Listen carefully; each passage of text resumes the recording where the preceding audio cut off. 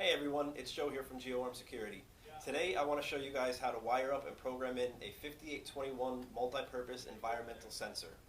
This guy right here is a really neat device because you can do multiple things with it.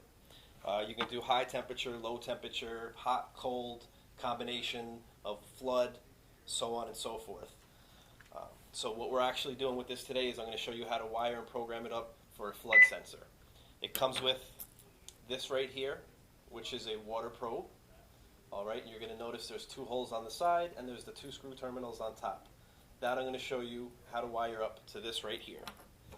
So, when you're looking at your device, you're going to see a little lip with a flathead screwdriver. All you're going to do is you're going to pop it open. Alright, and you're going to write this serial number down.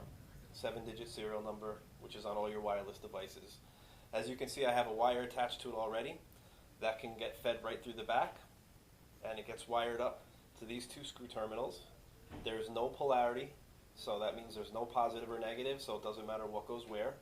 Alright, so once you get that wired up, you place your battery in, replace the cover, and then what you're going to do is on the other end, this is going to get wired up with the resistor, which is going to go in parallel, which I'll show you what that means, along with the wires. So the first thing we're going to do is you're just going to wrap around 1, 2.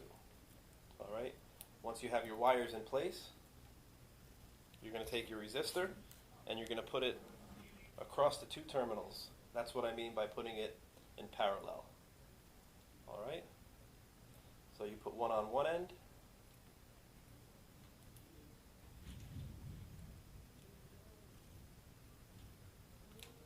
one on the other end. Once you have them both on, you just tighten it down snug. You don't have to over tighten it.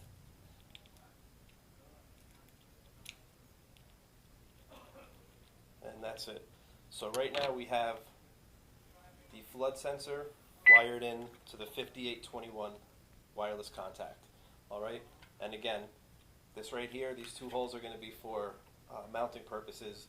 So you want to mount this in a closet for an air conditioner handler or something that you can have water, which I've installed them a lot down here in Florida for reasons like that, for all the snowbirds that are not down here in the summertime and they want to make sure they don't have a flood. Now, the other thing that I mentioned to you before, this does multiple things, alright? So what we're setting it up for is a flood sensor. If you look in the directions it tells you, you have to set the dip switches. There's two dip switches, one to the off position, two to the on position. Alright? That's not the only step that you have to do to make it for a flood sensing device, but once you do that, alright, you replace your cover, and then you're going to have to go into programming on your panel.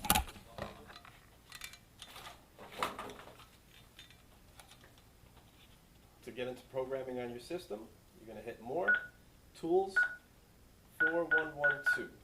From here, you're going to go to Program and Zones. From here, we'll program it in a Zone 2, and you're going to Edit. And what you can do is just hit serial number and put your serial number in here.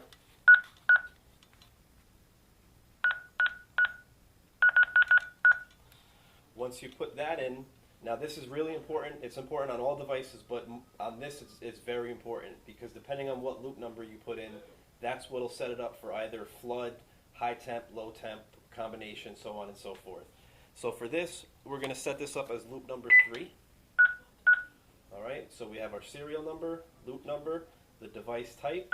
This is going to be, on here should be environmental, right there.